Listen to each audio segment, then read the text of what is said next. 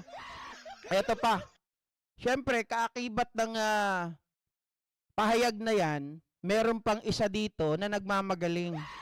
Tumatakbo rin po ito ngayon na isang senador. Si Calio de Guzman, mga kababayan, naawa daw po sa OFW sa Qatar. Kahit na matitigas ang ulo. Anong sinasabi ni Calio de, mga kababayan, mga ka-GP Natics? Ito po. Ahay, nako, Calio de. Akala ko naman kahit papano matino ka. Pero hindi pa rin kita iboboto. Ayaw ko sa mga ganito mag-isip. Ayaw ko sa mga kupal mag-isip. Sa totoo lang. Oy, sorry sa mga word ko ngayon. Medyo harsh tayo ha, mga kababayan. Nakakainis lang kasi. Eto, sabi ni Calio de, nananawagan ako sa Philippine Consulate sa Qatar at sa DFA. Nagawin ang lahat para matulungan at mapalaya ang mga OFW na naaresto dahil sa pagrarally. Magkaiba man kami ng pagtingin patungkol kay Duterte. Sila ay mga manggagawang Pilipino na dapat pa ring proteksyonan ng ating gobyerno. Alam mo, Lyodi de Guzman, alam ng pamahalaan ang kanilang ginagawa, no? Pero, of course, mga kababayan, kahit anong pagtira, birada nila sa gobyerno na ito, tutulungan pa rin nila kapag i-deport. Kita nyo, may nagbalita kanina, hindi ko lang confirm, unofficial pa, na meron ng isang binayaran para makalaya. 'Di ba? Pero kung lahat yan babayaran nyo, hindi nyo ba alam kung anong dagok niyan? 20 million? Dahil lang sa pagrarally ninyo? Tingin ko mga kababayan, hindi mo isusugal yung buhay mo o yung kalayaan mo dyan sa pagrarally kung walang kakibat na pera. Diba? Dahil nga sabi, pinangakuan, nabibigyan ng seguridad, bibigyan ng security, bibigyan ng abogado kapag nagka-problema. Malakas daw si BP Sara. Anong malakas? Utot? Malakas ang bunganga? Malakas magsalita? Malakas magmura? Yun ang malakas.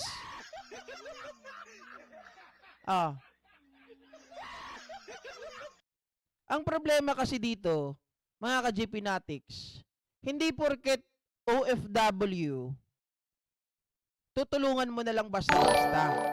Tingnan po natin yung principle tingnan natin, ano ba ginawa ng tao? May nilabag ba silang batas? 'Di ba? Kapag may nilabag na batas itong mga to, at hindi naman madadala sa pakiusapan, diba? Dahil nga sila naman ay winarningan, sila naman ay ni-remind ng maraming beses, pero pinagpatuloy pa rin nila. If in case that the government of Qatar, mga kababayan, ay gustong pagbayarin, gustong ikulong itong mga to, wala na siguro magagawa ang gobyerno na to. 'Di ba? Pero kung meron naman na tinatawag na proper communication, pwede namang silang tulungan, gagawin pa rin ng gobyerno na yon kahit na naaasar na ang gobyerno sa kanila dahil paulit-ulit na lang. Dapat tayo, pumupunta tayo sa ibang bansa, ang ginagawa natin, nagpapakabait, trabaho lang. Ang problema, imbes na magpakabait, magtrabaho para sa kanilang pamilya, nagtatrabaho ata ang mga ito para kay Duterte. Tama, perlatan. 'Di ba? Tama ka dyan. Wala ka sa sarili mong bayan. May sarili silang batas. Dapat ikaw bilang dayuhan, dapat sumunod ka sa batas na iyong tinutungtungan.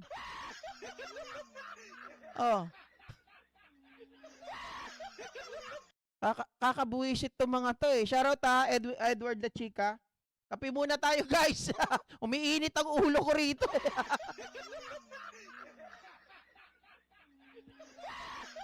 Sabi ni Ma'am Jocelyn, si Calio de ang tumulong kung naawa siya doon. Hindi, palagay ko, nagpapasikat lang to si Calio de, no? Mga kababayan, hindi porket kababayan natin. Kasi, kapag itong mga to, hindi naparusahan, hindi po nabigyan ng sanksyon, it could lead na gayahin ito ng mga ibang kababayan natin. 'Di ba? Lalaki ang ulo. Sasabihin nila, hindi, tutulungan naman tayo ng gobyerno, taxpayer naman tayo eh. Jutang na miss. 'Di ba? Jutang na miss. Hindi mura 'yun ha, hindi mura 'yun. Oh. Siyempre mga kababayan, marami kasing inaatupag ang gobyerno. Kung itong mga to behave, sana walang nangyayaring ganyan. Mas makakatutok sana ang gobyerno sa mga bagay-bagay para tayo ay umangat, hindi para bumagsak. Oh. Sabi ni Charlie Whiskey, bakit ba ini-encourage yung mga Duterte kasi yung mga attitude na ganyan? Well, totoo naman yan eh, Charlie Whiskey. The reason why itong mga ito, dahil nga bulag na panatiko, di ba? Bulag na panatiko, mga idiotertes nga eh. Di ba? Tanganista. Sinusunod nila yung ugaling kalye nung kanilang mga pinapanginoon. Nakakala nila yung ugaling matapang na wala sa lugar ay makakaganda sa kanila. Hindi nila alam yung mga ugaling ganon ay dapat ilugar mo. Hindi dapat, Joshua, di ba? Na ikaw dayuhan ka lang dyan. Hindi ka naman presidente dyan. Gusto mo, masunod yung gusto mo. Hindi pwedeng ganon.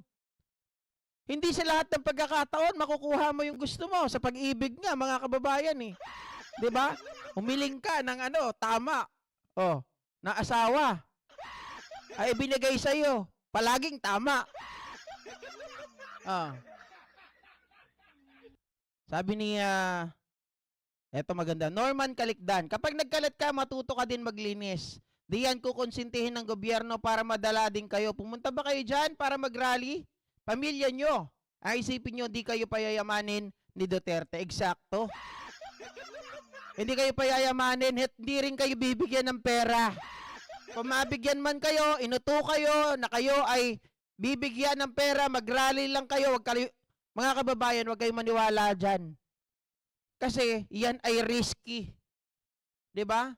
Risky yan. Oh. Wait lang. Guys, ako po ay nakikiusap sa mga nagta-type po ng capital letter. Huwag niyo pong palaghiin na mag-type ng capital letter kasi hindi po yan nabibilang. Nakikita ko po yan pero hindi po yan nabibilang sa algorithm natin. Bababa po yan. Oh, sabi ni Amelita Timosa, GP meron na kasi statement pinalabas ng consulate ayon kay BAD o ABS-CBN ukol sa 20 Pinoy sa Qatar at isa nang napalabas. Yapayo. Sige, mga kababayan. Right? Sabi ni Show My Vloggers, baka taglibog lang ibang Pinoy sumama basta maraming Pinay nagtipon. Yun lang, hindi natin alam yan, mga kababayan. Hindi, tutulungan talaga ng gobyerno yan. Wala namang magagawa ang gobyerno eh. Masakit man sa ating mga puso, gobyerno, Pilipino pa rin yun. So, gobyerno pa rin ang makikipag-usap sa gobyerno ng Qatar. Kung ano man ang mga hihilingin ng Qatar government, titingnan ngayon ng gobyerno natin kung ano ang magagawa. Wala eh. Yun talaga yun, mga kababayan. Kumbaga, sabi ko nga eh, kahit na masakit ang loob, yun at yun. Kumbaga, pamilya eh. Mother state tayo. Tayo ang pinanggalingan ng mga Pilipino na yon, ng mga balahura. So, tayo pa rin ang tutulong. Kaya nga mali yung ginawa ni Digong Duterte dati. Kaya kung bakit ako isa pa sa naiinis sa kanya. Yung mga kababayan natin, kagaya nung napalaya ni Pangulong Bongbong, tawag dito, napauwi, hindi napalaya, napauwi ni Pangulong Bongbong Marcos. 'Di ba? Si Sarah Jane ba yun? Nakalimutan ko na yung pangalan. Napauwi niya dahil sa kasong drug trafficking. Pero kay Duterte dati, ang sinabi ni Duterte, sige, bitayin nyo na yan. Diba? Pero si Pangulong Bongbong Marcos, ang ginawa niya, talagang gumawa siya ng paraan. Para ito, ay maikulong na lang dito. Oh. Diba? Ayun sabi daw. Paanong fake news, Chito Chua? Hindi ka ba updated? Wawa ka naman, walang alam. Ano ba sabi ni Chito Chua? Kasi Chua eh. Ala siya, alam. siya ay balik na doon sa China. Kasi nabobo na ang kanyang utak. Tama, Melvin na Canonera. Yun talaga eh. Hindi kasi nila nakikita yon. Ang nakikita nila kay PBBM, traidor daw. Kasi ayaw sundin ang mga Duterte. Mga tungak. Anyway, mga kababayan, ito naman ang pag-usapan natin. Basta wag niyong iboto si Calio de Guzman ha, mga kababayan, dahil ito, ano lang to, may epal lang. Wala kasing ibang issue eh, kaya nakiki-issue na lang. Di ba? Si Mary Jane nga, tama. Salamat, Ma'am Leticia Fernando. Tita Etelin, Junski, sana wag na silang tubusin. Hinihiling natin, pero mga kababayan, depende kasi yan sa usapan ng bawat bansa, di ba? Meron naman tayong agreement eh. At syempre mag-uusap at mag-uusap yan. Kaya sabi ko kung ako nga kung ako ang gobyernong ito, sasabihan ko, pwede ba, Qatar government, ganito na lang. Sabihin nyo, walang option yung pagbabayad ng multa. Sabihin nyo na lang na 3 years kulong kasi walang mga pera to mga to. Kailangan ang pera manggaling sa kanila, hindi manggagaling sa gobyerno. Kasi pag nanggaling sa gobyerno, ibang usapan na yon. Kung pwede lang no. Sinalbag ay sinalit, pareho lang ang ibig sabihin. Salit, si Suda Gayam.